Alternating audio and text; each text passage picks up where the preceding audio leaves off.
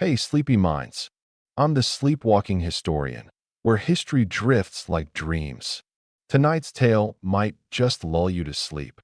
But first, don't forget to follow for more bedtime journeys through the past. Hey guys, tonight we're heading deep into the northern hills of Israel, where dry grass crunches beneath your feet, cicadas buzz in lazy defiance of the fading light, and somewhere just under the soil, an old basalt stone waits like a forgotten voicemail from the Iron Age. You don't know it yet, but that stone, cracked, dusty, and half-buried, will one day start one of the most heated debates in biblical archaeology. A few carved words, barely legible, will poke 1,000 scholars squarely in the assumptions. And yes, it involves that King David, the slayer of Goliath, harp plucker of psalms, and complicated heartthrob of ancient texts that, of course, you're just here to fall asleep.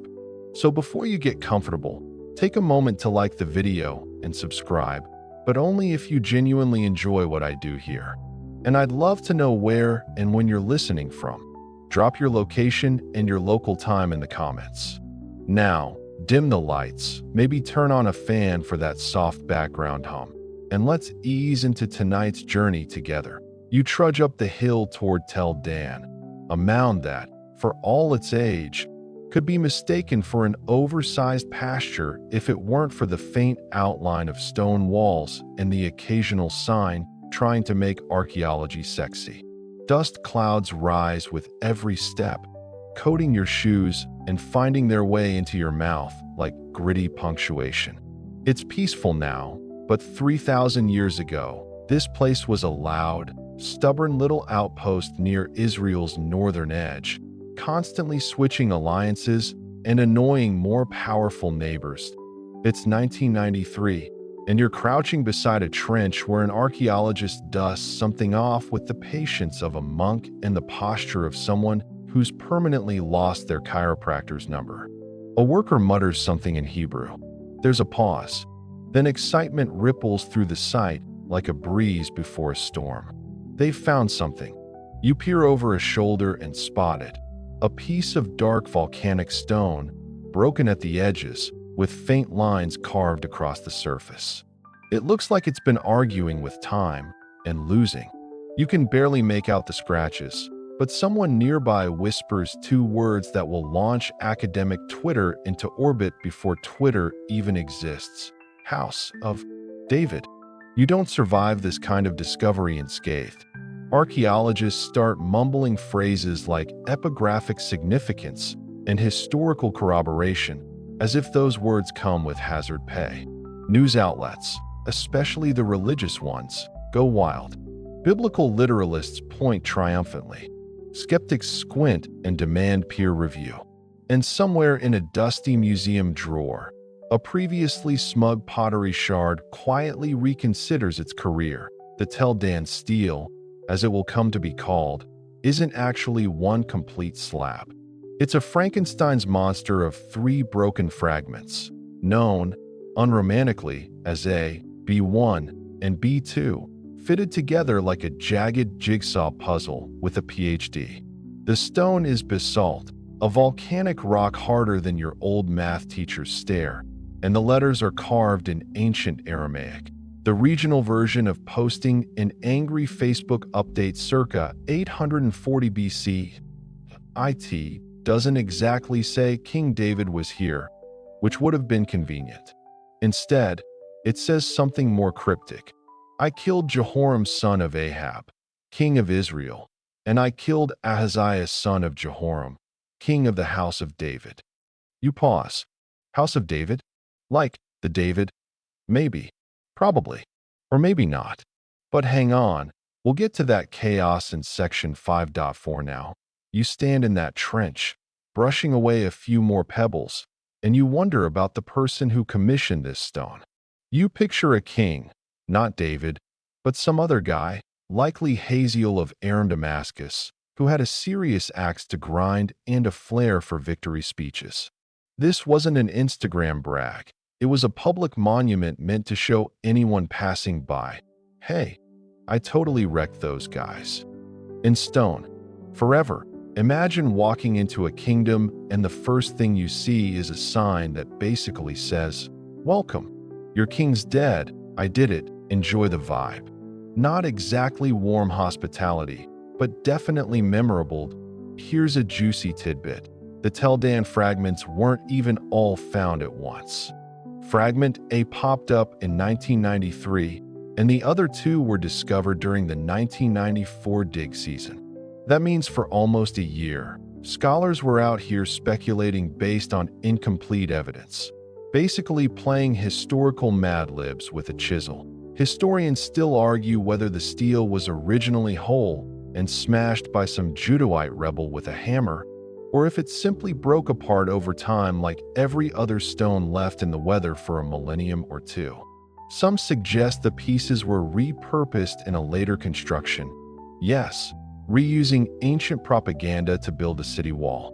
Because nothing says fresh start like mortaring your future with other people's receipts. Even now, you squint at the stele and it doesn't look like much. Just rock, letters, a few glorious nouns and verbs. But it's not just about what the stele says, it's about the fact that it says anything. It's the first known inscription outside the Bible that may mention David, a figure so wrapped in theology and legend that even finding a parking receipt with his name would be world-changing. Mainstream fact? Easy. The Teldan stele was found in northern Israel in 1993 and contains an Aramaic inscription dating from the 9th century BC. Fringe tidbit? Some theorists believe the inscription was faked to align with biblical narratives, though this theory has all the staying power of a sandcastle in a hurricane. And remember that cheeky debate? Scholars still argue whether BYTDWD actually means House of David or just some random village, clan, or symbolic title we've been romanticizing for centuries. You yawn a little. The stars begin to peek out. Somewhere, an owl hoots like it, too, has opinions about the Teldan stele. And so, with your feet planted in the past, and your mind floating between shattered stones and ancient kings, you step forward toward Dan's once glorious gates, toward golden calves and dynasties and jealous gods. You drift forward through the crumbled ruins of Teldan, your footsteps softened by centuries of silence. There's no rush here. Time seems to hang heavier than the humid air, and the scent of dry grass, cracked stone, and wild sage follows you like an old lullaby. The place isn't exactly grand, more like a sun-baked skeleton of its former self. Still, your fingers trace the moss-covered stones, and you try to imagine it. This sleepy mound was once the northern heartbeat of a kingdom, alive with markets, soldiers, and herdsmen yelling at goats that clearly had their own agendas. Dan. You say the name aloud, and it rolls off your tongue with more dignity than the tumble-down walls deserve. Originally called Laish, it was renamed Dan after the tribe that conquered it, allegedly with divine approval and probably without asking the neighbors nicely. The Book of Judges, that chaotic anthology of ancient Israelite drama, tells the tale. A band of Danites, tired of their cramped real estate down south, marched north, attacked Laish, and gave it a shiny new name, like slapping a monogram on a stolen suitcase. You walk through what remains of the ancient city gate.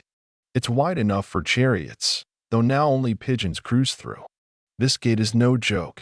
It's one of the oldest mud brick archways ever found, dating to roughly 1800 BCE.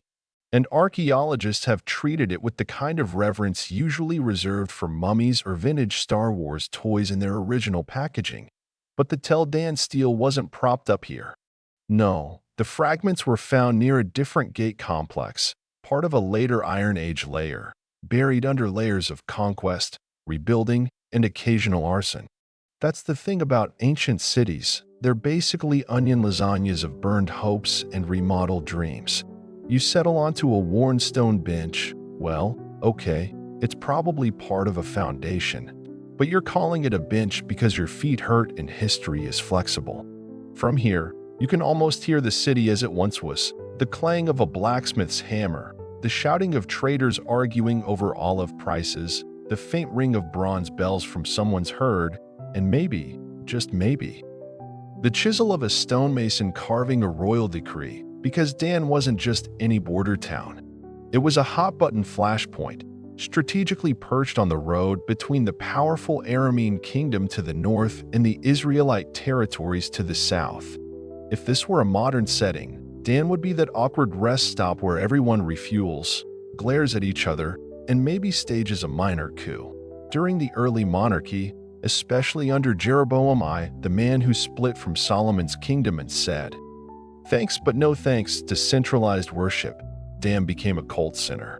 He even installed a golden calf here, possibly to represent Yahweh in a locally branded way, or maybe just because cows are surprisingly versatile religious symbols. Now, here's where it gets juicy.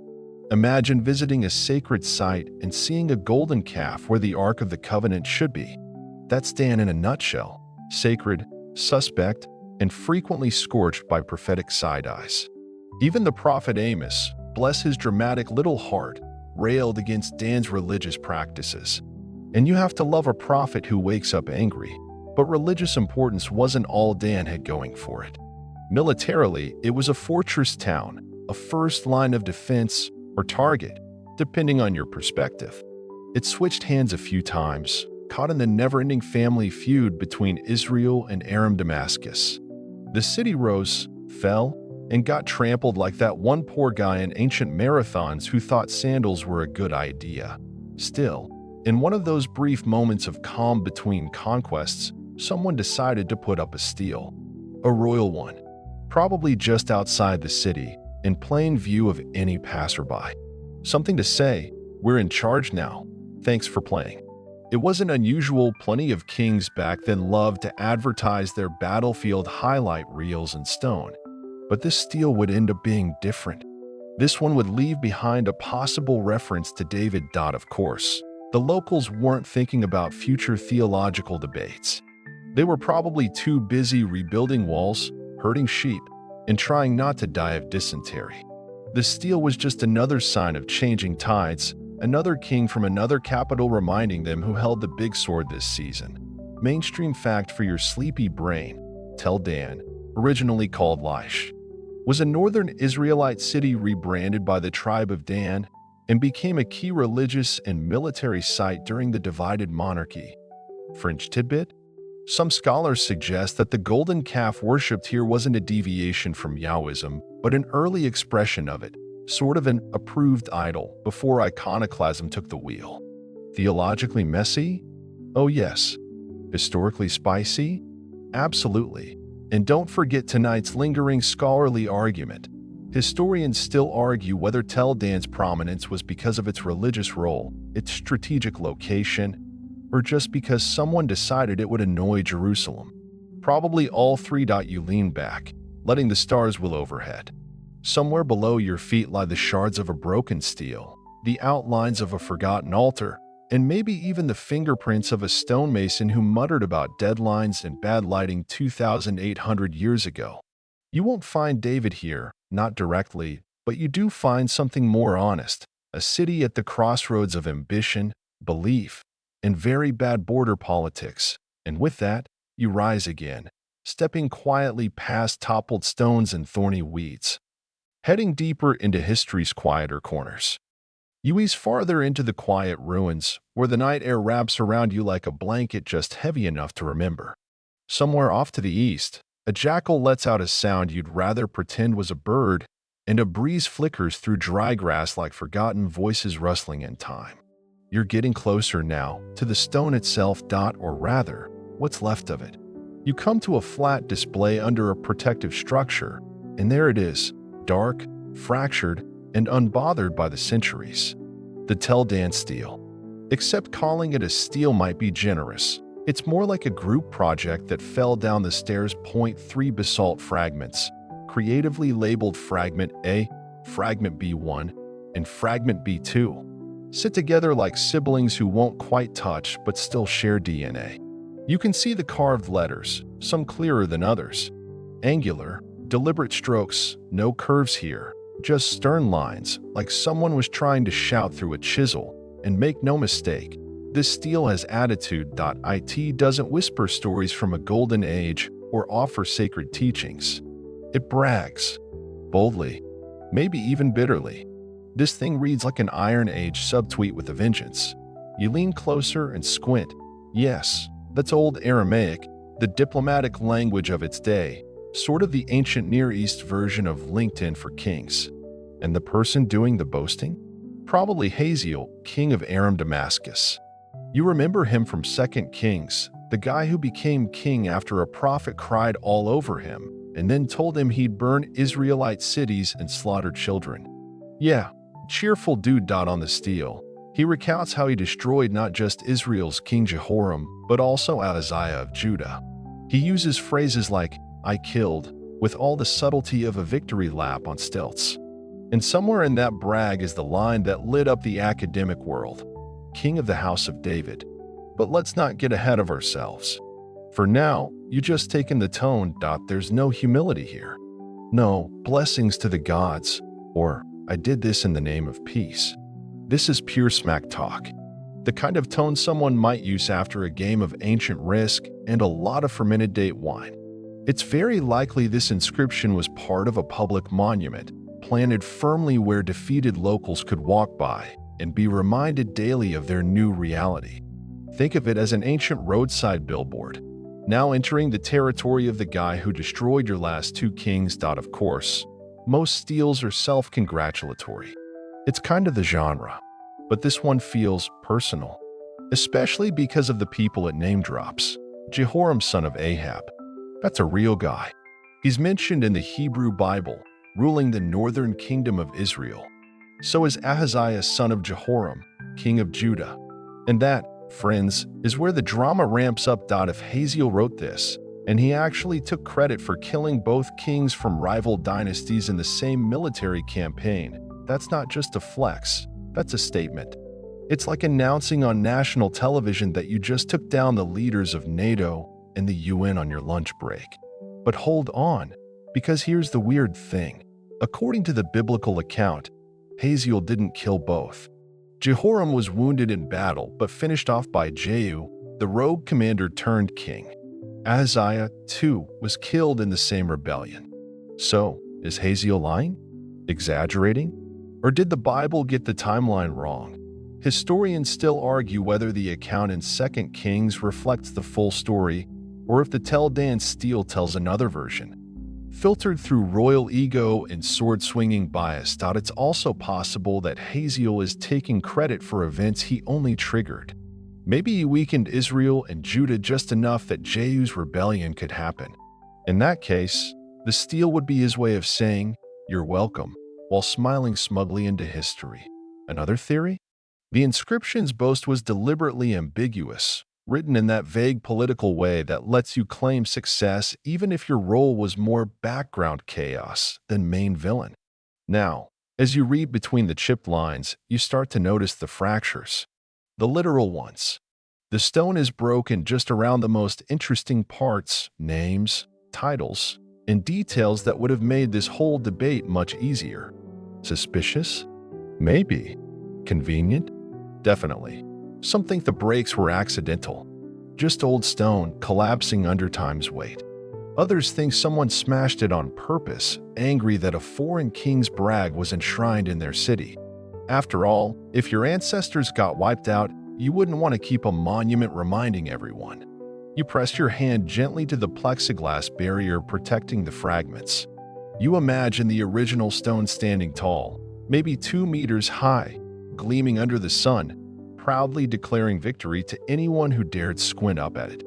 The basalt glistens with tiny flecks of iron and mystery. You imagine people walking past it, priests, merchants, children, each taking in the message. Power changes, alliances shift, and kings are not forever. Mainstream historical fact? The Tel Dan stele is a 9th century BCE Aramaic inscription found at Tel Dan, likely authored by King Hazael of Aram Damascus. Quirky fringe tidbit? Some fringe theorists believe the stele's tone suggests it was ghostwritten by a royal scribe having a bit too much fun with adjectives, exaggerating Hazael's might to impress visiting dignitaries. or just to make the boss feel tall. In tonight's debate you can dream about later, historians still argue whether the boastful tone of the Teldan stele accurately reflects real victories, or if it's a self-serving piece of ancient propaganda designed to spin a chaotic mess into a tidy triumph. You stand there a little longer, letting your eyes drift over the carved lines again. You can't read Aramaic, not fluently, but you don't have to. You can feel it. Someone carved this message into the bones of the earth, knowing it would outlive kingdoms and crowns. And now, it's just you, a broken stone, and the soft, smug voice of a long-dead king echoing faintly in the starlight. You step away from the fragments, your breath slow and steady, and try to picture the man who ordered those words to be carved.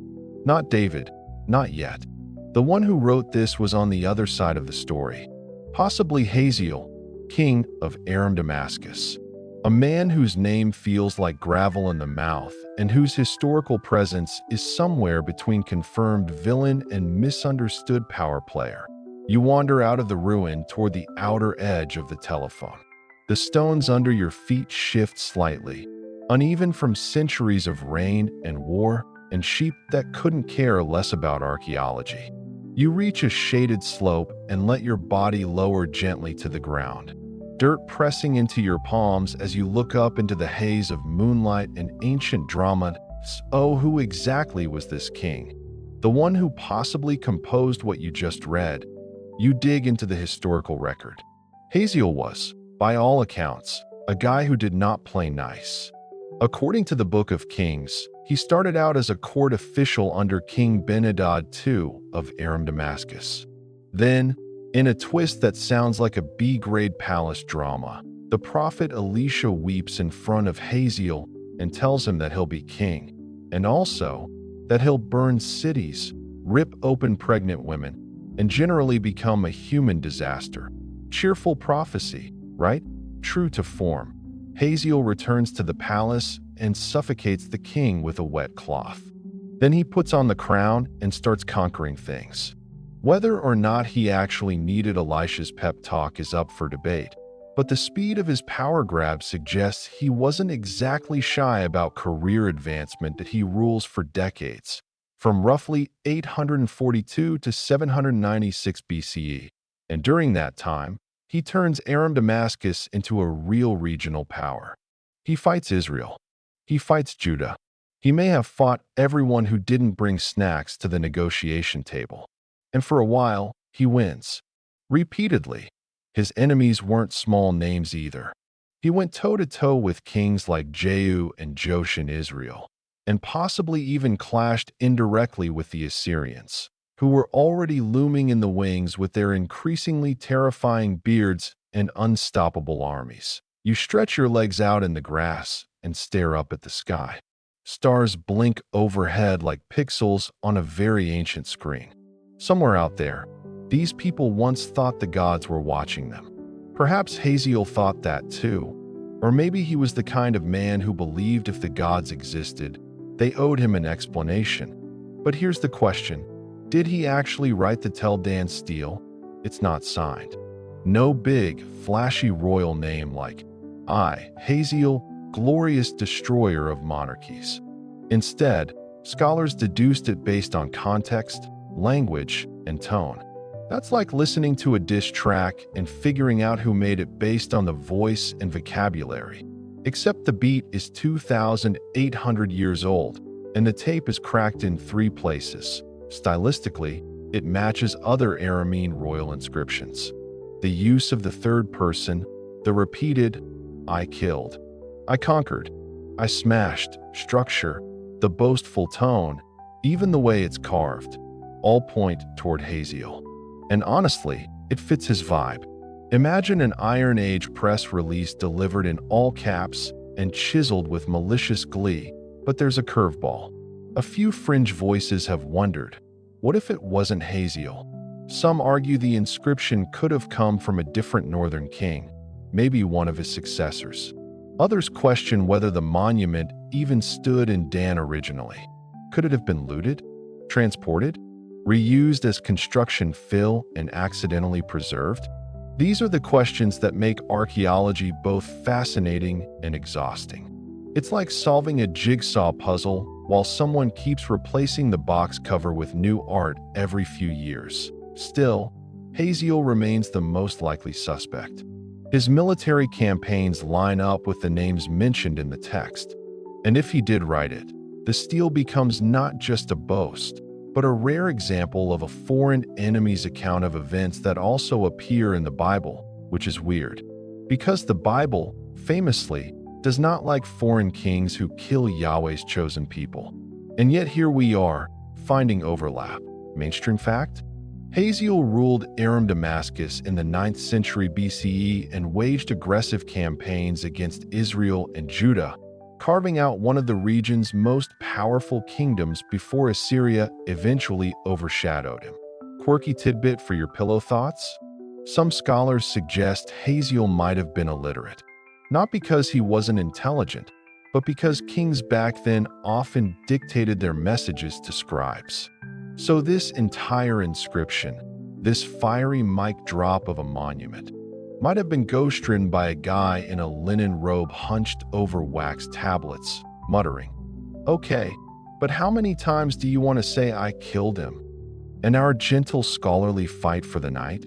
Historians still argue whether the Teldan stele was written directly by Haziel's court or by a local scribe imitating his style, perhaps even years later, as a retrospective tribute or as war propaganda during a fragile peace. You shift in the grass and think about that. A warlord's words, shaped by a scribe's hand, buried for centuries, and now argued over in conference halls with bad coffee and very expensive PowerPoint presentations. It's funny. The stele seems so solid, so final. But the truth behind it? Still fluid, still unsettled, still whispering, not shouting.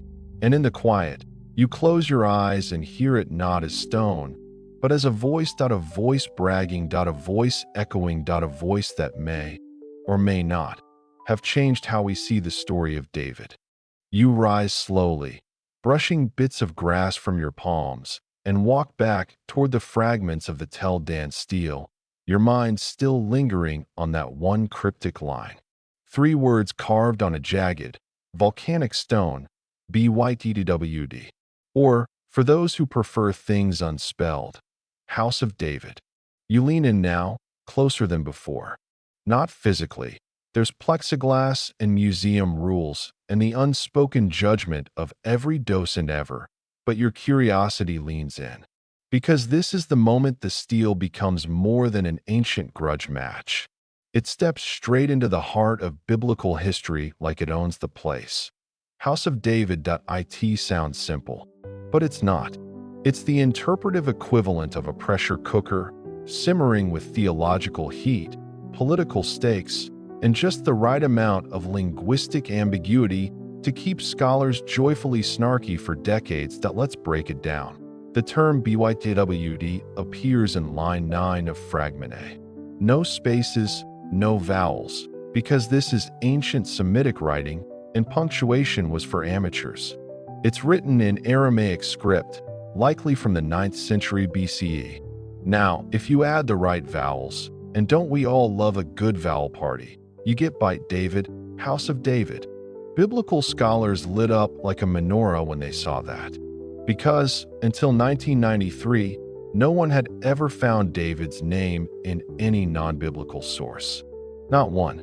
He was a literary giant, sure, but historically, he was more ghost than King.so when this dusty little chunk of basalt appeared with a possible reference to David.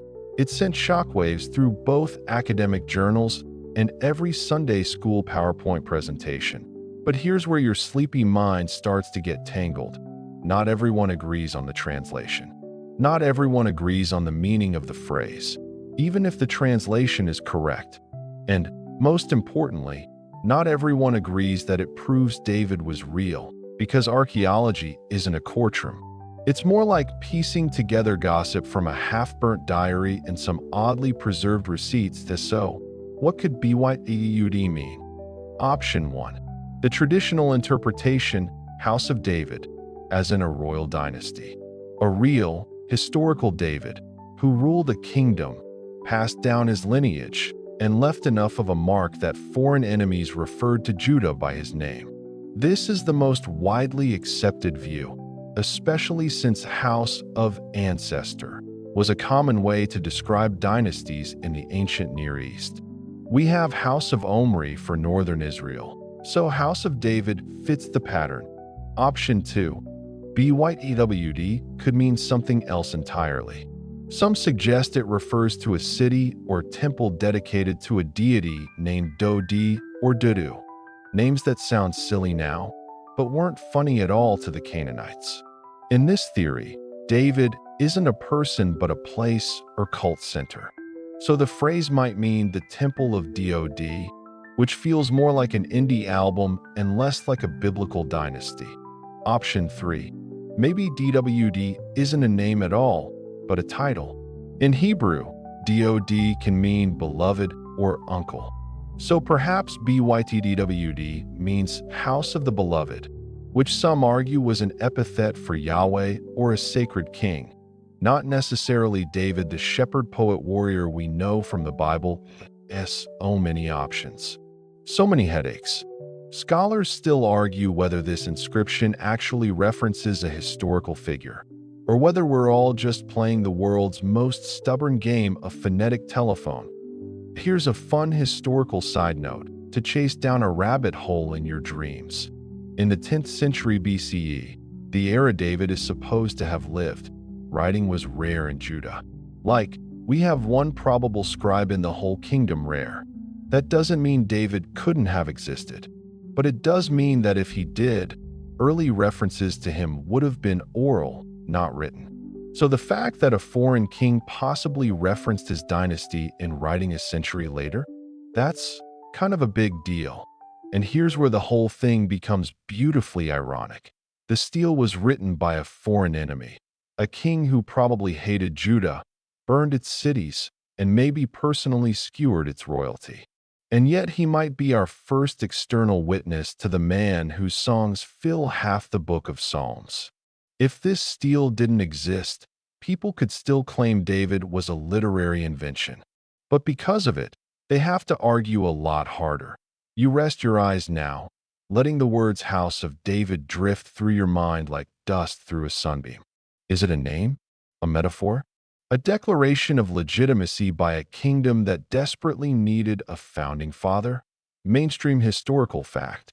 The Teldan stele contains the phrase BYTWD, which most scholars translate as House of David, the earliest known extra-biblical reference to the biblical king. Quirky fringe tidbit.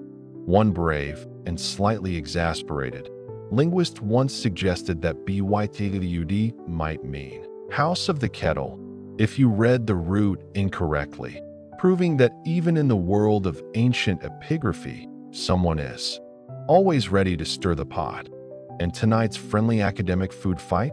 Historians still argue whether BYTWD confirms David's existence, implies a well-established dynasty, or merely reflects a legend powerful enough to shape real-world politics long after the man himself, if he ever lived, was gone.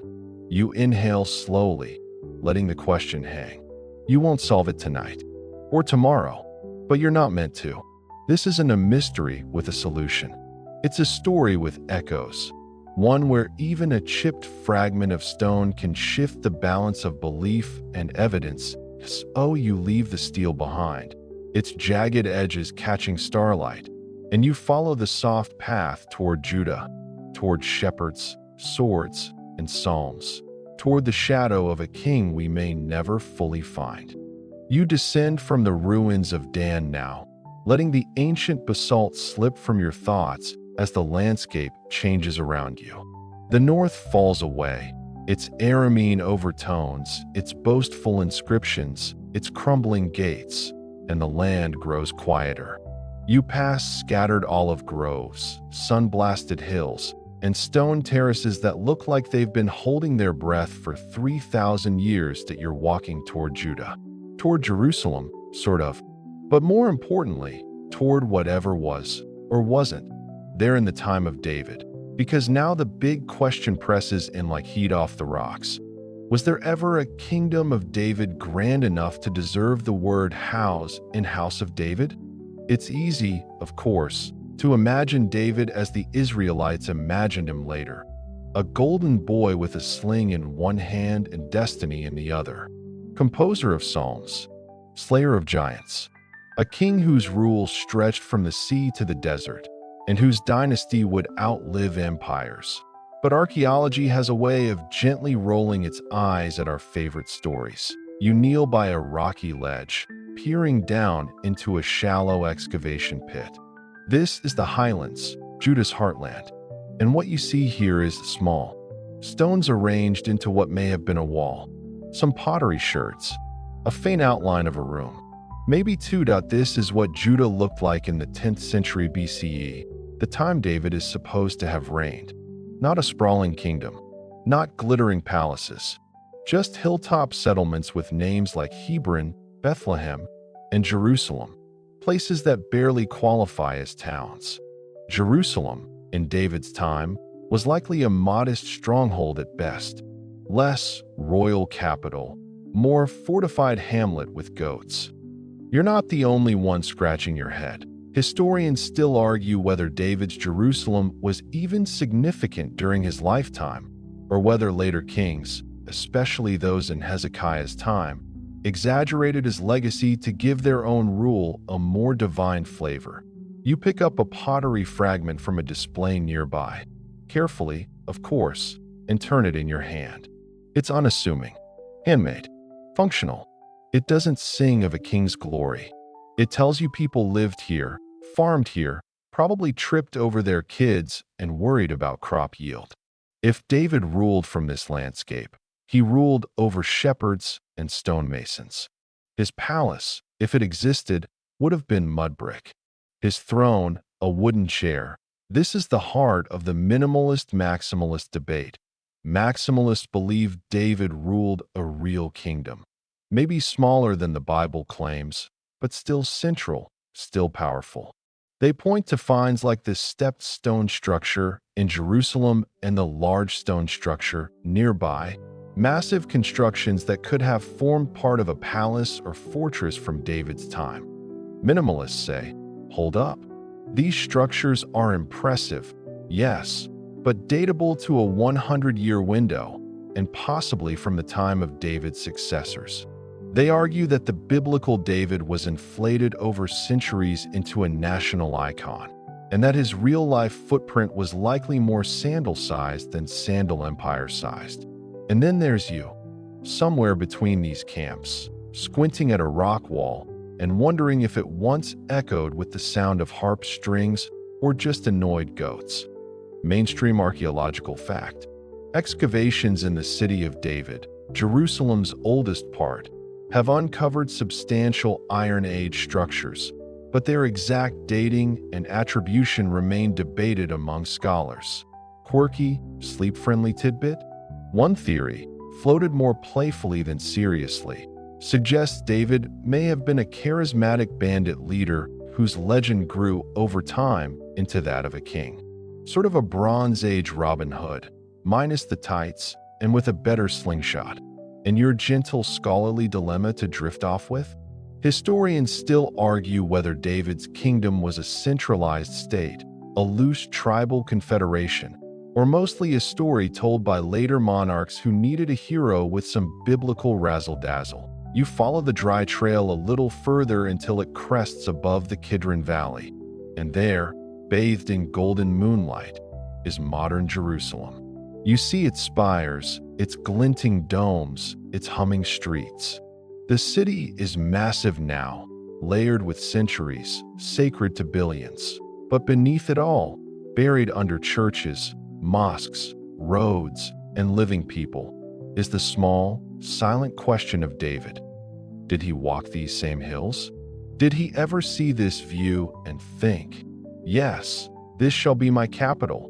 Or was that decision made long after, when memories blurred and legends hardened like drying clay? Because even if David lived, and many agree he probably did, The kingdom he ruled likely looked nothing like what Sunday morning murals suggest. There was no golden age, no shining palace with harp music drifting out the windows. There was ambition, maybe, war, almost certainly, and a desire for legacy so strong it survived the death of stone itself. You pause a moment more. The air smells faintly of time and old dust. And somewhere in that smell, you think you can almost hear it. The whisper of hooves, the bark of commands, the low hum of history, too tangled to fully unravel that you'll never hold David's crown in your hand. You'll never find a banner with his name in gold thread. But in this earth, these stones, these cautious excavations, you find something else, a trace, a tension, and the very human need to anchor memory and story, even when the evidence doesn't quite cooperate. You're still in Jerusalem now. Well, the old part of it anyway. The kind of Jerusalem that doesn't make postcards. Stone upon stone, layers like a cake no one has the recipe for anymore. And as you peer across the hills from the eastern slope, you start to feel the peculiar weight of a question. Why David? Because, really, of all the dusty figures in the ancient Near East, why has David endured? He wasn't the first king of Israel. That would be Saul, the tall, moody one with a flair for tragic endings. David wasn't even the one to build the temple. That task fell to his son Solomon, who at least had the decency to finish what his father only dreamed of. And yet, it's David's name that stuck. David's name that ends up carved, possibly, on a broken Aramaic stele 100 years after his death. David's name that still draws tourists and theologians and curious YouTube insomniacs. So you walk a little farther, weaving your way toward the area archaeologists like to call this city of David. It's not a city now. It's an archaeological site, with signs, scaffolding, tour groups, and the occasional disappointed teenager who thought this would involve more lasers. But under all of that, something more interesting lurks. You reach the stepped stone structure. Sounds dramatic, right? It's basically a massive, sloping wall made of rock that looks like a landslide someone got paid for. But it's important, possibly part of the supporting structure for a fortress or large building from the 10th century BC, right above it. The large stone structure. And if you listen closely, you can hear two archaeologists in the distance still arguing whether this was David's palace, a public building, or just a very fancy Iron Age apartment complex with terrible plumbing. Mainstream fact: the large stone structure is a significant architectural discovery in Jerusalem, dated by some scholars to the 10th century BCE, and proposed by Eilat Mazar as David's palace. Now, Eilat Mazar wasn't subtle.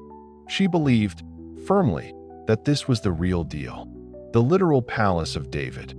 Her excavation in the early 2000s stirred up equal parts excitement and eye rolls. The walls are thick, the stones are big, and there were even finds like a bulla, a clay seal, belonging to someone named Jehokel, who, fun fact, is also mentioned in the book of Jeremiah. So, did Mazar find David's palace? Maybe. Possibly. Probably not. Or maybe yes, if you're feeling optimistic and the wind is blowing in the right direction. Critics argue that the dating is fuzzy, the association too dependent on biblical texts, and the structures might pre- or post-date David by decades. They're not wrong. Carbon dating, pottery typology, and stratigraphy are all tools, not magic wands. But even so, there's something about those massive stones. You stand in the shadow of the wall, brush your fingers against its surface, and you feel how old it is. It may not whisper David's name, but it sure isn't from someone small time. And here's where it gets cozy. There's a small room nearby, roughly cut, dimly lit. This isn't part of the palace. It's a later addition, maybe centuries newer. But you sit there anyway, because it's quiet. And in that hush, you ask yourself what it means to search for a man like David through stone and scripture and scholarly guesswork, because David isn't just a figure of history. He's a mythic composite, a king, a warrior, a musician, a sinner, a poet. His life reads like a Netflix series that couldn't settle on one genre. He's loved and hated, chosen and chastised, humbled and exalted, all within a few verses. And this brings us to a bigger question. Did David's legacy exist before the Bible wrote him down, or did the Bible create it? Historians still argue whether David was a real historical figure elevated by centuries of oral tradition or a semi-mythological construct designed to give later kings a noble origin story. You turn the thought over in your head like a smooth stone. Because in ancient Israel, kings needed more than armies. They needed legitimacy, a claim to divine favor. And what better way to legitimize your rule than to trace your lineage to the greatest king of all time? There's even a scholarly term for this: dynastic legitimation. It's why every new dynasty builds monuments and writes heroic genealogies. And it's likely what later kings of Judah did, tracing their ancestry back to David, shaping him into a larger-than-life figure who could anchor the whole national identity. Quirky tidbit? Some biblical scholars suggest that parts of David's life were retro-written during the Babylonian exile as a form of national therapy. A way to say, yes, we're in exile now, but we once had a great king, and one day we will again. You lie back against the cool stone wall, eyelids fluttering now. In your mind, you see David not on a throne, but hunched beside a fire, composing songs about loss and longing. Maybe he had power. Maybe he ruled a few hilltop villages and herded the politics like goats on a bad leash. But more than anything, he became a story people told when they needed to believe in return, in restoration, in royalty that cried and danced and failed and still found a way to rise. And that's the real power, isn't it? Whether the Teldan steel carved his name in stone or not, David was carved into memory, shaped, sanded, sung, and stitched into scripture until he was no longer just a man, but a myth you can feel under your feet. Even here, thousands of years later, as Jerusalem sleeps and you finally start to drift. You wake, or maybe not fully. You're still somewhere in the space between dreams and dusty facts. The stones are warm under your hands now, as if the sun of another century has reached through time just to keep your fingers from stiffening. And all around you, Jerusalem breathes. But tonight you're going deeper, past the walls, past the debate over steel fragments and stepped structures. You're heading into something a little more personal. Because behind the politics and palaces and poetry, there's a man, or at least the shadow of one. A man with a slingshot and too much destiny, David. And whether he was king of a modest hill town or a regional powerhouse, one thing is certain: someone, somewhere, remembered him enough to write about him later. And not just write. They crafted, carefully, painstakingly, with rhythm and metaphor and all the literary muscle of a people trying to make sense of themselves. The David of the Hebrew Bible is less a historical report and more a character study in divine drama. And the way his story unfolds? Well, it's messy, in the best way.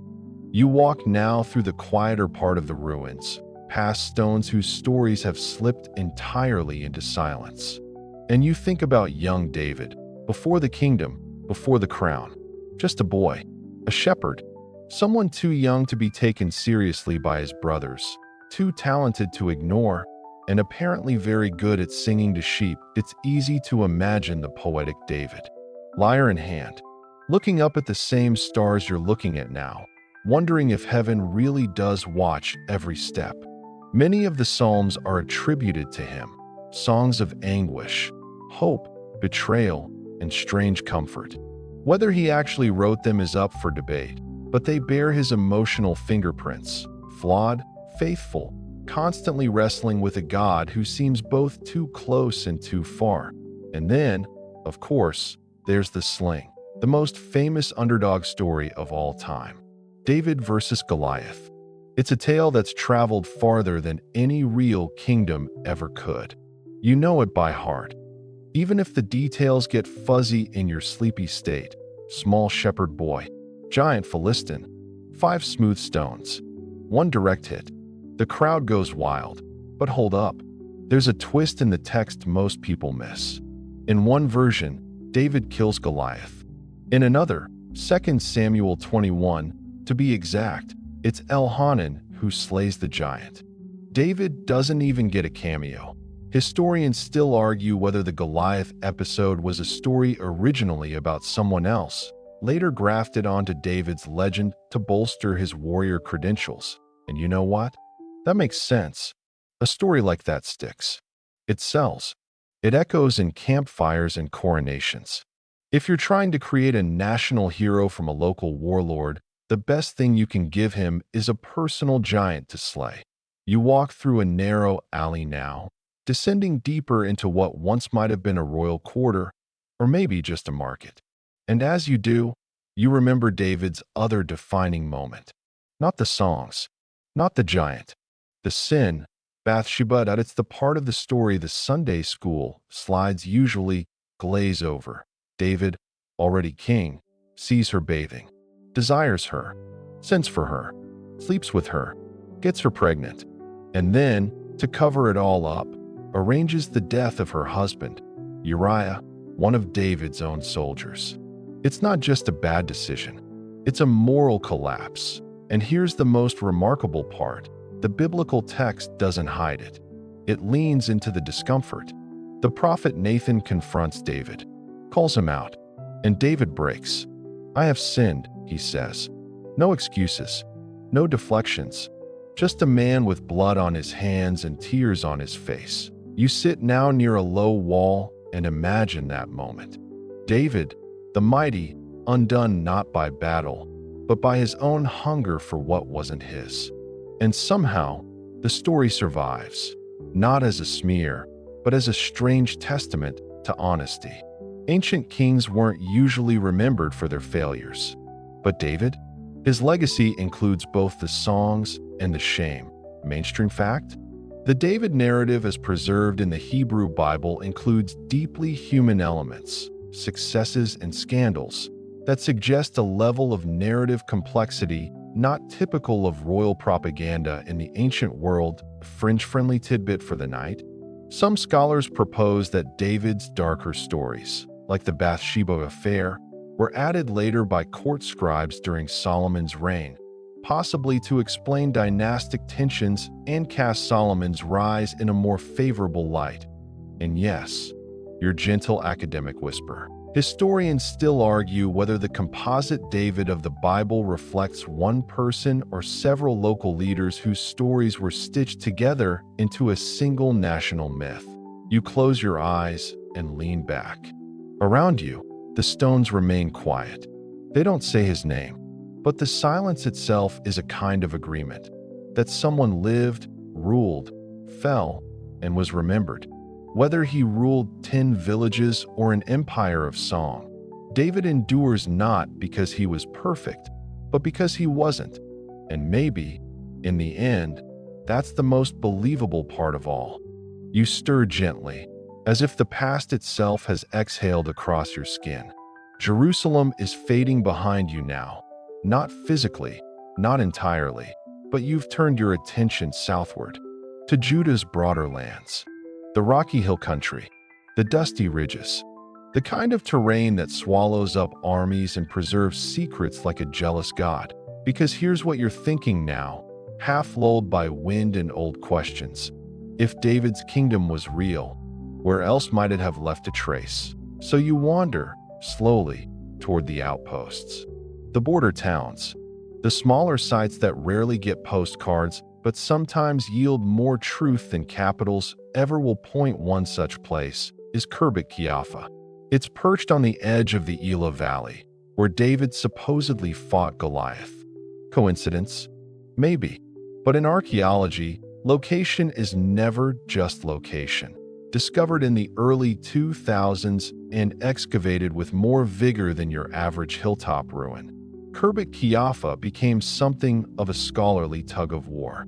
It's a fortified site, well-planned, with casemate walls and 2 gates. 2. That's rare. In fact, it's what gave the site its potential biblical name, Sha'araim, 2 gates. A place actually mentioned in the David and Goliath story. And the dating? That's where things get spicy. Carbon, 14 analysis, pottery finds, and stratigraphy place Khirbet Qiyafeh squarely in the 10th century BCE, David's time. It wasn't a farmstead. It wasn't a squatter's camp. This was a proper city with urban planning, administration, and defensive foresight. Whoever built this had vision and authority, the kind of authority a centralized kingdom might command. You lean against the weather-worn stones of Qiyafeh in your mind. Let the desert wind graze your cheeks. You can almost hear the clatter of pots, the rhythmic clang of bronze on bronze, and the low murmur of traders discussing olive yield and military rumors. Mainstream archaeological fact? Khirbet Qiyafeh is a fortified Judean city dated to the late 11th or early 10th century BCE, strategically placed in the Shafila region as a potential outpost guarding Judah's border with the Philistines. But here's where things fork. Maximalists say, see, look at this. A planned city. From David's time. Clearly Judah was more advanced than minimalists claim. Minimalists reply, sighing. It's an impressive sight, sure. But one city does not make an empire. This might have been built by Saul's administration, or even a local sheik with ambitions and a good stone supplier. And hovering between them all, like a tired librarian watching 2 kids argue over a comic book, is the fragment of an inscription found at Qiyafeh. It's written in Proto-Canaanite script, an early alphabet, and seems to reference social justice, widows, or kings. Maybe, if you squint, the language is hard to pin down. Hebrew? Canaanite? Early Phoenician? Historians still argue whether the Qiyafeh inscription is in Hebrew at all, and whether it reflects a scribal culture in Judah during David's time or merely a shared regional dialect. That may not sound like much, but for ancient Judah, literacy is the key to centralization. If someone was writing royal decrees, building fortified cities, and managing trade routes, that smells a lot more like statehood than scattered clans. And that brings us to the Shadow Kingdom. Because even if David didn't rule from a shiny golden palace with 10 harpists and a goat valet, maybe he ruled something more subtle.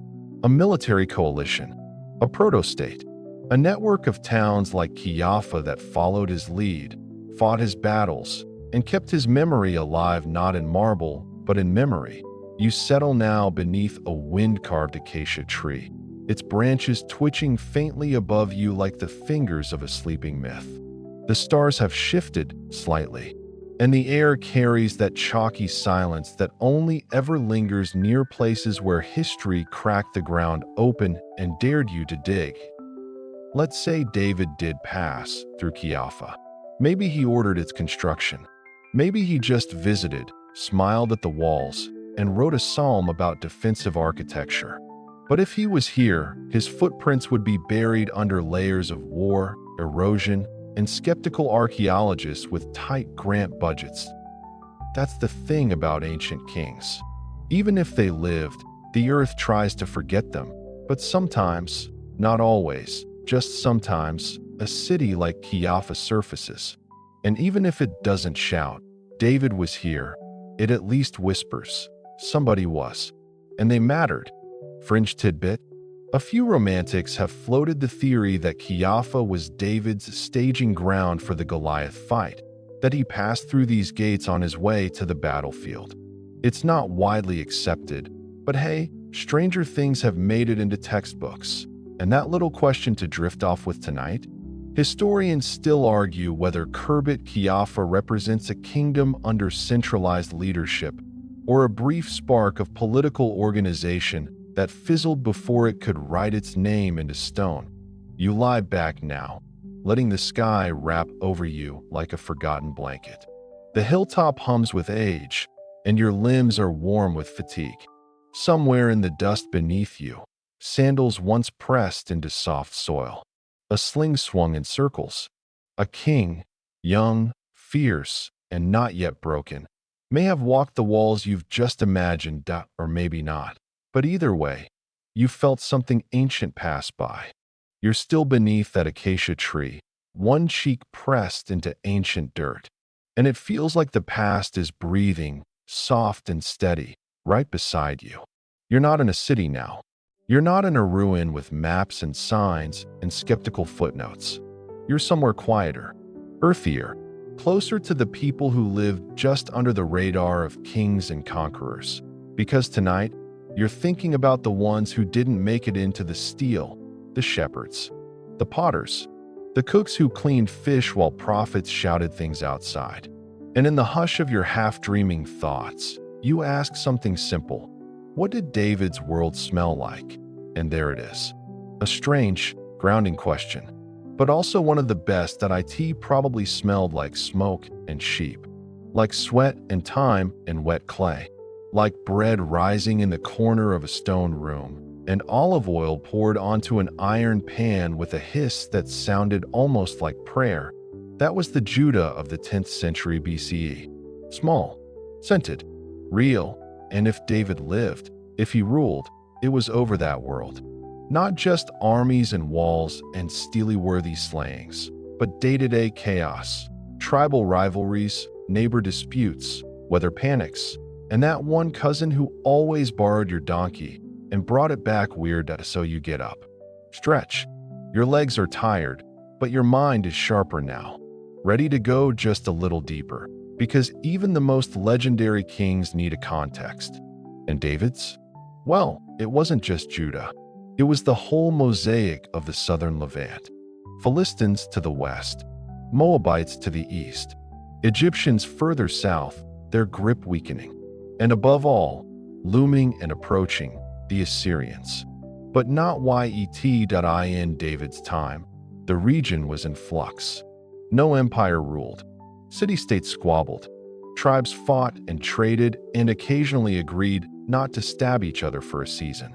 Into that chaos stepped a man who, if the stories are true, managed to unify a few of them. And even if David didn't write his own songs, someone, somewhere, decided his name was worth remembering. Not just as a warrior or king, but as a symbol, mainstream historical fact. The 10th century BCE in Canaan was a politically fragmented period, with small settlements and emerging chiefdoms, some of which would later form the kingdoms of Israel and Judah. Quirky little side note, the Philistines, the people David supposedly fought most, ate pork. The Israelites didn't. Archaeologists sometimes use pig bones, or the lack thereof, in ancient trash heaps to figure out who lived where.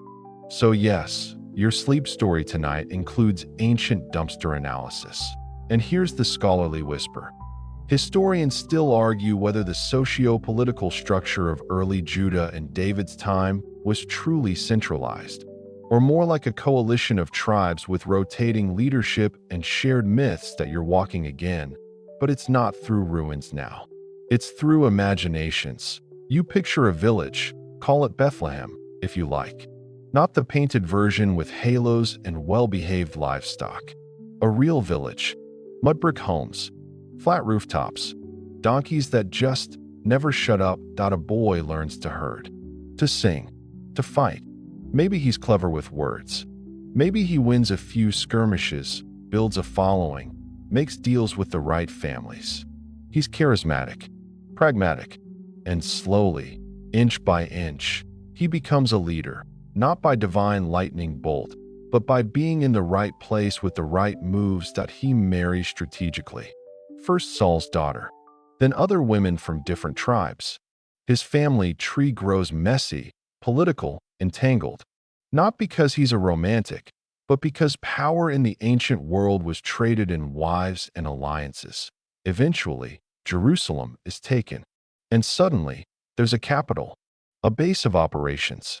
Not because it's grand, It wasn't, but because it was neutral, not Judahite, not Israelite, a place neither tribe could claim fully, which made it the perfect place to unite them. You stop in your trackless night dream, listening. The wind picks up, and you swear it carries the distant sound of chanting. A psalm, maybe, or just the steady murmur of people reciting names they hope their children won't forget. David, son of Jesse, he didn't just become a king. He became a pattern, a model for what a king should be, even if later kings could never quite reach it. That's the real power of myth. It survives its own reality. Because reality? That was messy, eh? David likely fought dirty. He broke alliances. He may have relied on mercenaries, made brutal calls in war, and buried regrets in places only he knew how to find. The biblical text doesn't flinch from that, at least not all the time. And yet, we remember him for his harp, but we remember him for his poetry, his weeping, his dancing, half naked, before the ark and saw you sit down again, this time in the shadow of your own imagination. There's no steel here, no excavation pit, just a sense that even among warriors, there was room for music, that a man could fail catastrophically and still be called a man after God's own heart. Fringe theory to lull you to sleep? Some scholars believe David was remembered not because he was the greatest king, but because his failures made him the most relatable. A character you couldn't ignore, too real to be cleaned up, too compelling to be erased. So you close your eyes one more time and let the scene fade. The world of David was never tidy. It wasn't golden and it wasn't always just. But it was human, deeply, profoundly human. And that, perhaps more than any stone or scroll, is why it lasted. The night deepens. You can feel it behind your eyelids, pressing gently like soft cloth. The wind quiets. The stars settle into their places. And somewhere between history and imagination, you find yourself tracing a path back to the Tel Dan stele, the thing that started this whole slow-motion tumble through time, but you're not going back to stare at its carved letters again. Not tonight. Instead, you're thinking about what came after the inscription, after its creation, after its breakage, after its burial beneath ruins and mud and centuries of silence. Because tonight, you want to know how something so small, just a few lines of ancient Aramaic, became one of the most controversial objects in biblical archaeology. Let's rewind. It's 1993.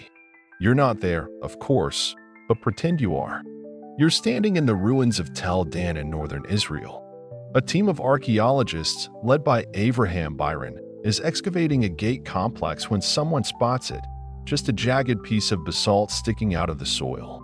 No fanfare, no glowing light, just a rock that looks a little too organized. They lift it out carefully, brush it off, and someone begins to read. It's an Aramaic inscription, the language of enemies. The lettering is ancient, rough in some places, but miracle of miracles, legible. The fragment describes a battle, a victory, a boast. And then, in line 9, a name, Bydwd. The House of David. It didn't take long for the world to notice. Within months, scholars were scrambling for copies, photos, transliterations. Some celebrated, others scoffed. A few turned pale and stared out their windows like they'd just seen a ghost, because this wasn't just archaeology. This was theology, politics, identity. People had built entire careers and beliefs on the idea that David was myth, that the Bible was story, not history. And now, this little rock was throwing shade at that neat line. Mainstream historical fact? The Tel Dan stele, dated to the 9th century BCE, is considered by most scholars to be the earliest extra-biblical reference to the dynasty of David, offering support for his historical existence. But of course, it wasn't that simple. You walk now through the metaphorical aftermath. The papers, the debates, the late-night panel discussions that might as well have been televised under the name Biblical Smackdown, Epigrapher Edition. Some critics question the interpretation. Was Bydwd really House of David? Could it mean something else entirely? Was it even two words or one name? And even if it was House of David, did that mean David was real, or just that later kings liked invoking his name? And then there were the even weirder theories. Fringe tidbit. A few theorists suggested the whole stele was a forgery, that someone in the 20th century carved it to create headlines. This idea didn't last long. Experts quickly pointed out that faking an inscription in ancient Aramaic, in correct paleographic style, and getting it buried beneath authentic stratigraphy would be harder than faking a moon landing on a Polaroid. But hey, it made for a few sleepless nights. You reach a small clearing now. Imaginary, but vivid. In your mind, all the scholars are here: Byron, Mazar, Finkelstein, Dever, the whole crew. They're not arguing tonight. Not exactly. They're standing quietly, each with their own theories. Some hold flashlights. Others hold coffee. All of them are staring down at the steel fragment like it might whisper something new if they just listen long enough. And in this stillness, you realize something strange. It's not about proving David existed. Not really. It's about how much weight one piece of evidence can carry. How fragile and powerful a single word becomes when it touches both history and belief. This stele isn't just a broken monument. It's a fault line. Between past and memory. Between story and stone. Historians still argue whether the Tel Dan stele's reference to the House of David confirms David's historicity, or simply reflects a legendary dynasty name that held political weight in the region by the 9th century BCE. You lower yourself to the ground now, your mind wrapped in basalt and syntax and half-buried letters. There's something kind of funny here, too. The stele itself? It wasn't even made by the Israelites.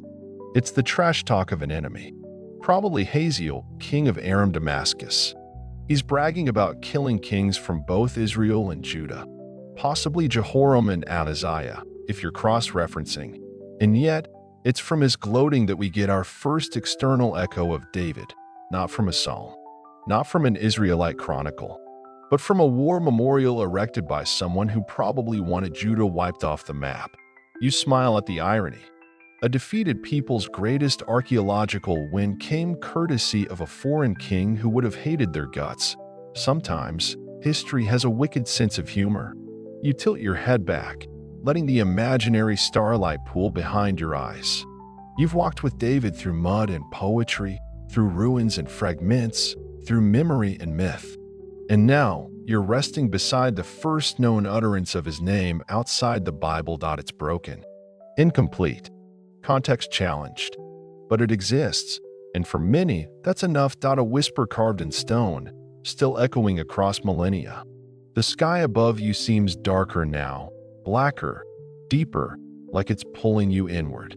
The kind of darkness that doesn't feel empty, but thick with memory. Like somewhere up there, the stars are blinking slowly, wondering if you'll figure out the next piece of the puzzle before you drift away. Because tonight, it's not just David you're tracing anymore. It's what came after. What happened to the House of David once it appeared on that stele, that fragment of black basalt boasting about Judah's defeat. Because if we trust the stele, just for a minute, it tells us something extraordinary. The name David survived long after the man himself was gone. You picture it, a dusty throne room in Jerusalem, a king centuries after David, maybe Jehoram, maybe Ahaziah, sitting on a wooden seat polished smooth by lineage and anxiety. He doesn't know his name is about to be carved into enemy rock. He just rules, orders things, deals with scribes and grain taxes, tries to hold it together. But somewhere out there, a foreign king is sharpening swords and preparing a boast. Because if the stele's writer wanted to make a point about how thoroughly he crushed his opponents, using a label like House of David makes sense. It's shorthand. It's famous. It's a dynasty name with weight behind it. And there it is, the idea that makes you sit up just a little straighter. David became a brand. You don't think of ancient kings as having PR teams, but honestly, that's sort of what scribes were. They didn't just write laws, they curated legacies. And the House of David? Oh, it got curated hard. Mainstream historical fact? The kings of Judah consistently claimed descent from David across centuries, using it as a legitimizing tool, especially in times of crisis or transition. But let's look at one of the weirder echoes. Centuries after David, during the exile in Babylon, when the monarchy was gone, the temple was gone, and hope was a rare commodity, the people didn't stop invoking his name. They doubled down. They began dreaming of another David. A second one, a branch from his line who would restore everything. The Messiah. It's a term that eventually carried massive theological weight, but its roots? Political, national, a cry from people displaced and broken. We had David once. We'll have him again. You're walking again now, not through ruins, but through time. The Second Temple period. You hear murmurs about messianic figures. A voice like that of the Essenes in the Desert Scrolls. Prepare the way. Zealots sharpening blades and Psalms of Solomon yearning for restoration. David wasn't just memory. He was momentum. He was return. And eventually, we know how that longing found its shape. A man named Jesus, born in Bethlehem, David's town. In the Gospels, they make sure you don't miss it. This was a descendant of David, son of David, healer, teacher, rebel, crucified. Historians still argue whether the genealogies of Jesus in the New Testament were theological constructs rather than actual family records, designed to link him explicitly to David for messianic legitimacy. And that legacy? It kept going. Through crosses, through crowns, through churches and cathedrals, and whispered prayers in dungeons. David's name was carried farther than his sandals ever walked. And here's where things turn quietly odd. There are medieval kings, actual crowned monarchs, who claim descent from David. Ethiopia's Solomonic dynasty traced its bloodline not just to Solomon, but through him to David. The Khazar conversion to Judaism? Some say Davidic identity played a role in their royal religious politics.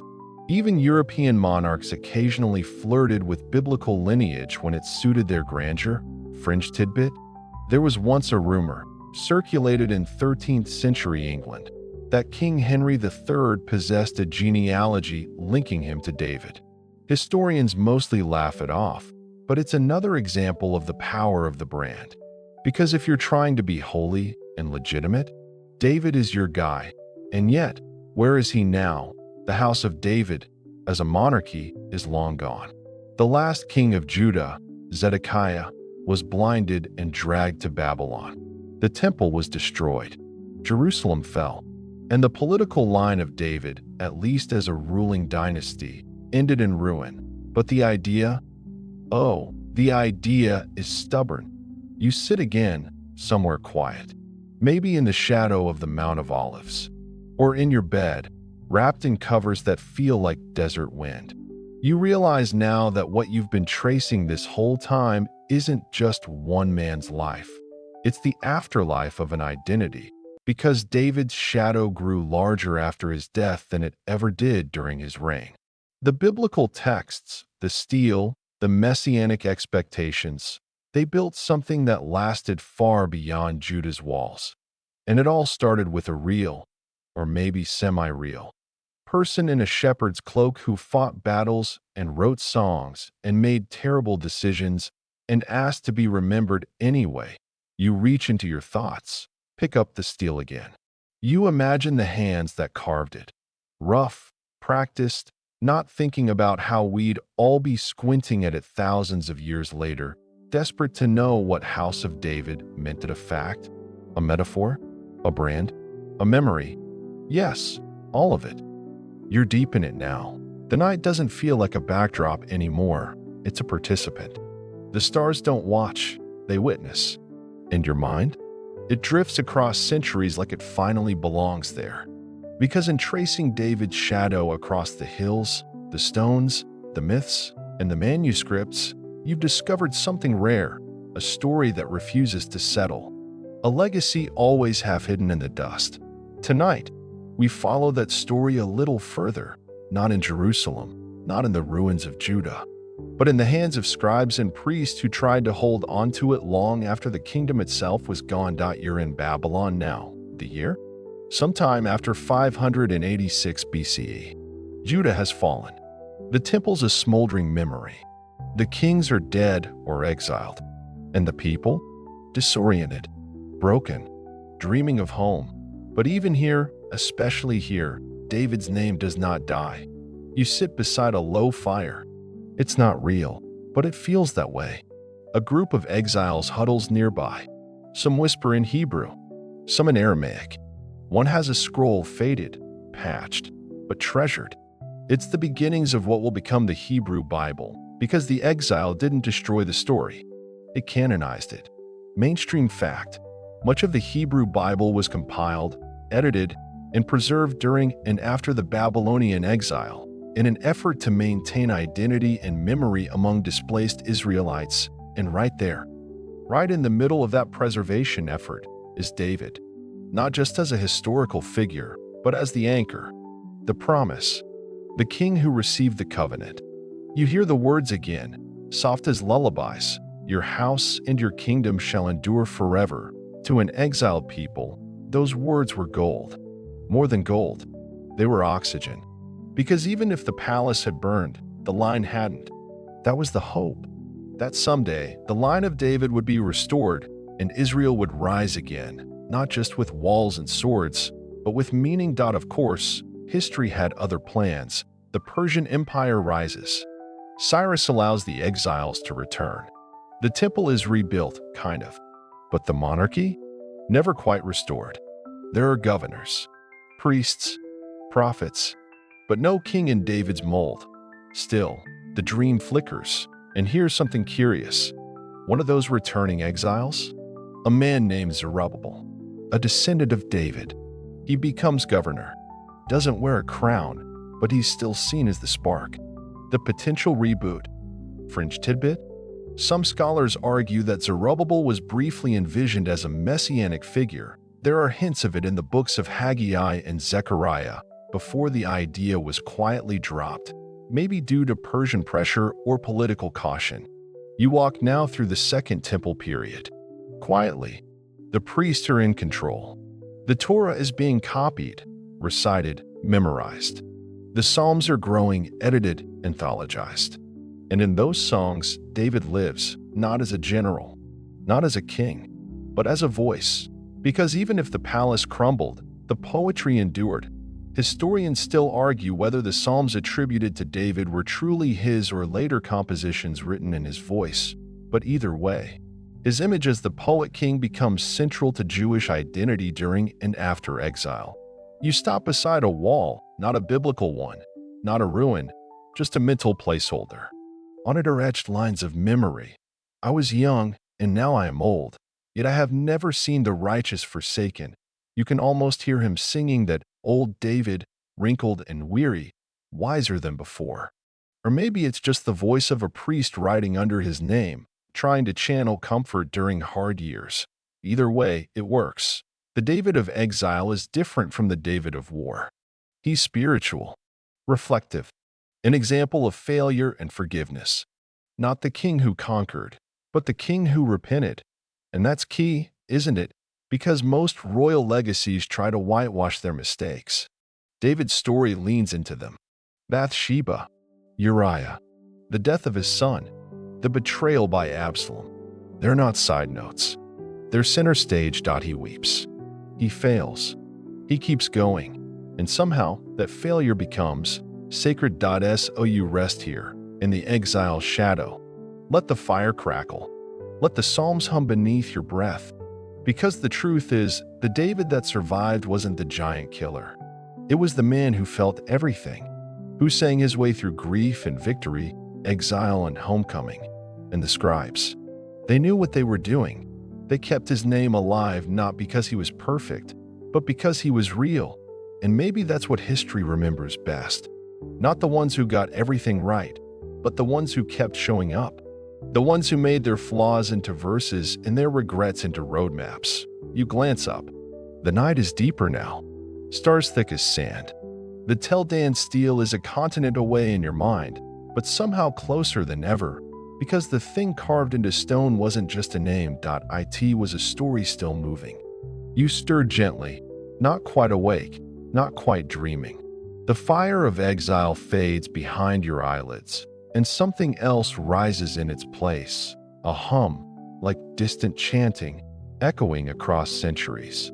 You're still holding David's name in your palm, but now you're watching what happened to it when the world grew larger, messier, and far more dangerous. Because tonight, we drift into the era of empires. After Persia came Greece. After Greece came Rome. And through it all, David's legacy shifted. It adapted, bent, hardened, and sometimes cracked, but it never disappeared. That's the funny thing about myths. They don't fade so much as mutate. You walk slowly through a dim corridor of scrolls and candlelight, the kind found in late Second Temple synagogues. Here, the expectation of a new David has reached fever pitch. The world has grown cruel again. Oppressors speak Latin now. Taxes are heavier. Messiahs are everywhere. Yes, plural. The Son of David isn't just a theological slogan. It's political dynamite, mainstream historical fact.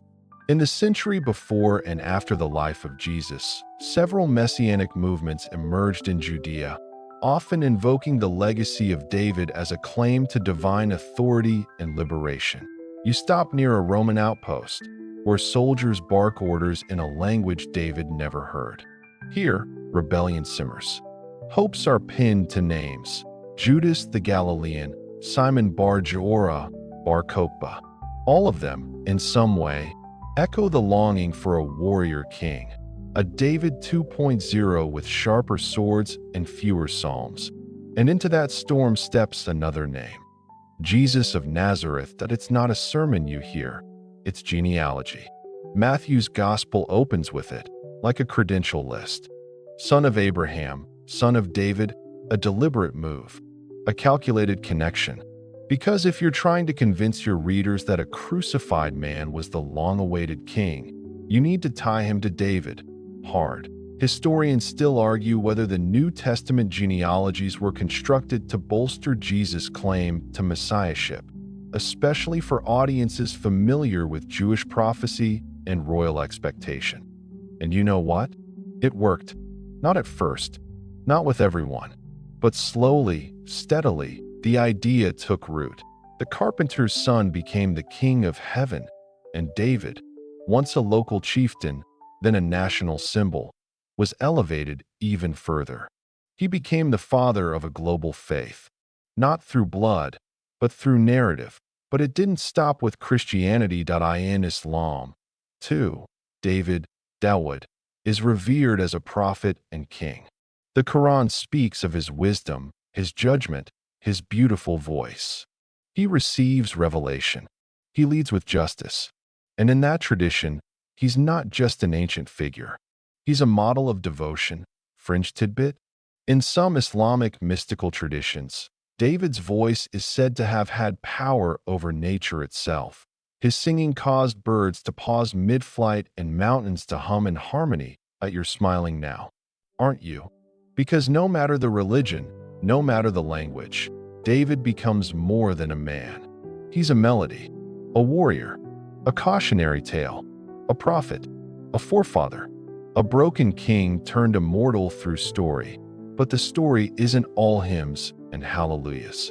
As time passed, that very legacy became a point of conflict. In Christian Europe, David was both honored and weaponized.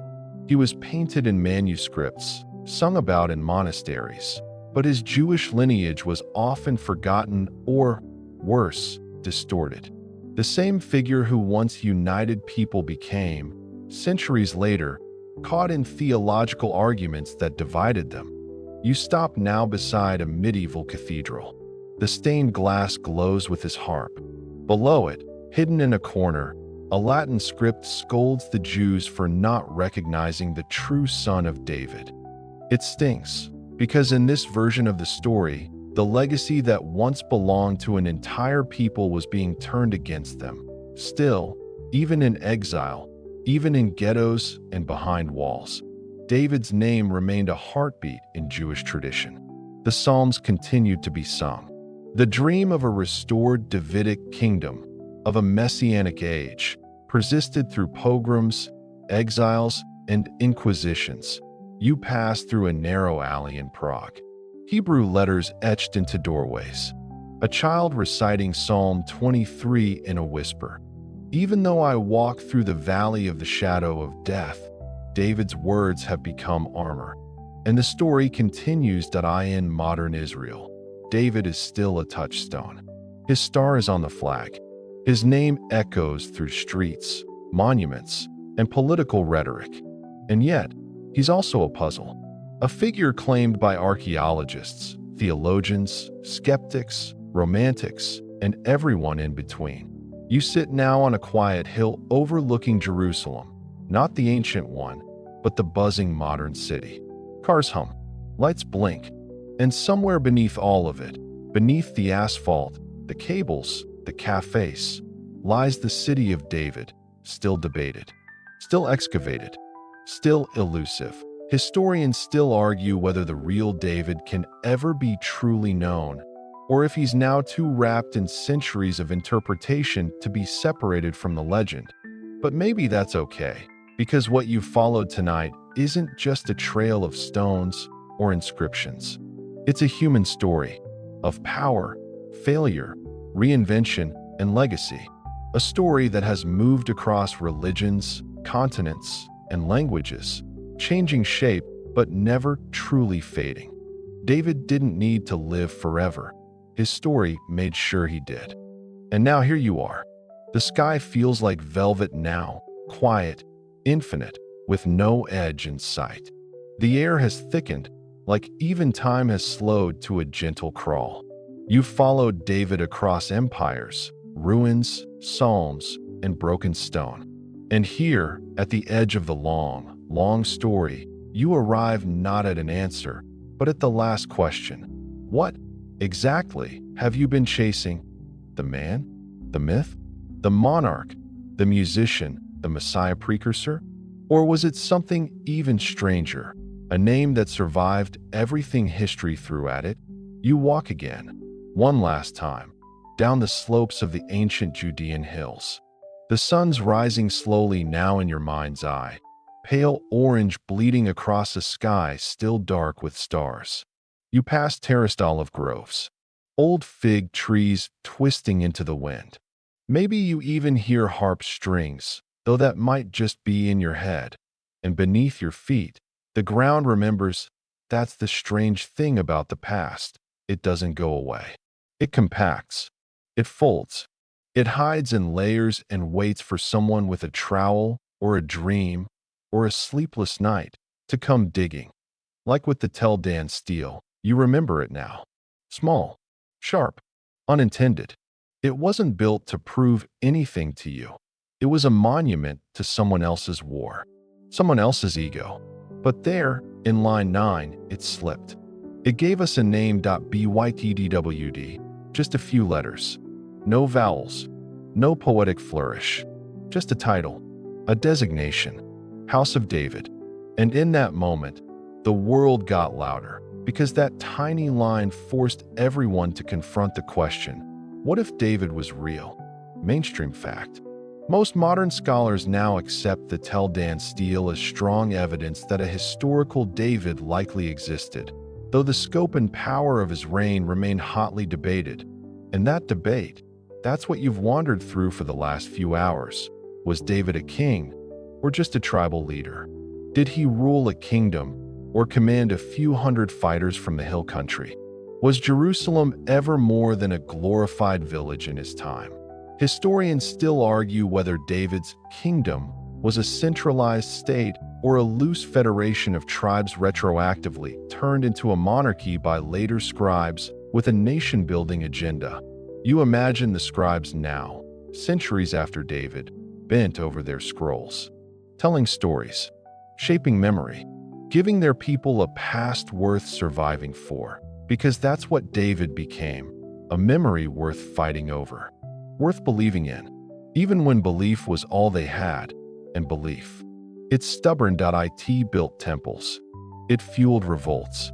It crossed deserts and oceans. It carved David's star into stone, metal, manuscripts, and national flags. And long after his bones returned to dust, if they were ever buried at all, his name remained, not as proof, but as presence. Fringe tidbit? In some 19th century European archaeological circles, early critics insisted David was entirely fictional, an invention of priests during the Babylonian exile. Some even accused archaeologists who supported his existence of having faith poisoning their spades. Of course, they hadn't seen the Tell Dance stele yet. And you? You've seen it clearly now, at least in your mind. Not the polished museum version, but the real one. Cracked, partial, sun-warmed in the dirt, waiting quietly for centuries. Waiting for you to, oh, here's where we leave him.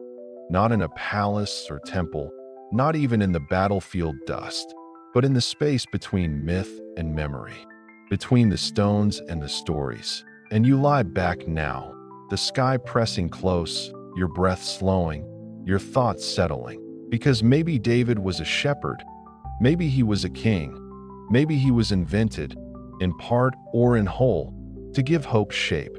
But tonight, in your wandering mind, he was real because you walked his hills. You heard his silence. You chased his shadow through the layers of time and let it guide you not to certainty, but to stillness. And sometimes, that's enough. Word count, 1098. Wind down, final 300 words. You're still. Perfectly still now.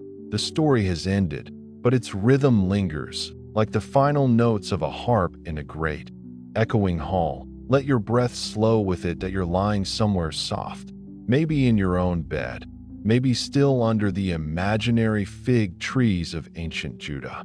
Doesn't matter now. Let the space around you stretch, the night smooth out, your thoughts loosen like sandals unlaced after a long journey that you've walked 1,000 years in barely an hour, that you've felt the dust of the Iron Age cling to your skin, heard the whisper of psalms in the wind, traced your fingers along the edge of a stone chiseled by hands long gone. Let that stone sink into silence now. There's no more debate tonight. No more questions.